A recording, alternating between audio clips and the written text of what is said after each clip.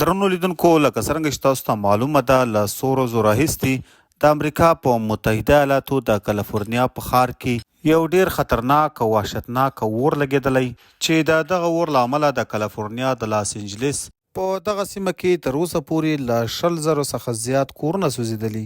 ویل کېږي چې په دغه ایریا کې قیمتي کورونه وو چې پکې د امریکایانو په شمول دا یو شمیر بهرنیانو هم دلته کورونه جوړ کړي وو. دغه سیمه ډیره خاصه سیمه وه چې پکې ډیر ګران بیه کورونه موجود وو چې د یو کور قیمت تقریبا تر 100 میلیونه ډالره پورې وو. په دغه سیمه کې د ځینو مشهورو امریکایانو کورونه هم سوځېدلي دي چې ورسره د افغانستان، پاکستان او هندوستان د مشهورو اشخاصو خلکو کورونه هم دلته موجود وو چې دغه اور له امله تباه شوي او سوځېدلي دي.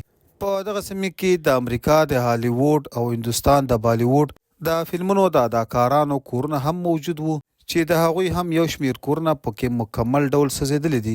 ویل کېږي چې په دې سیمه کې د افغانستان د تیر نظام جنرال دوستم او د هغې د لور راهیله دوستم کور هم موجود وو.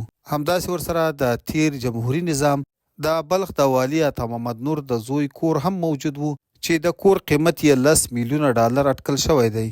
ډیری رسنۍ د افغانستان د مشهوري سندرغاړي خاپري نغمې په اړه هم لیکلي دي چې د هغې کور هم په دغه سیمه کې وو چې په مکمل ډول سوځېدلی او تباه شوی دی.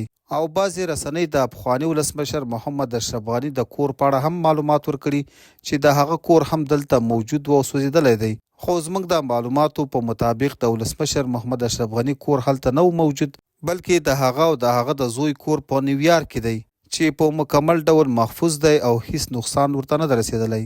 قدرمن دوستانو، د امریکا دغه لګېدل شوی اور تر اوسه پورې نه دی کنټرول شوی او اوس هم مخ په زیاتېدو دی او یو شمېر نور کورونه یې هم سوځولي دي.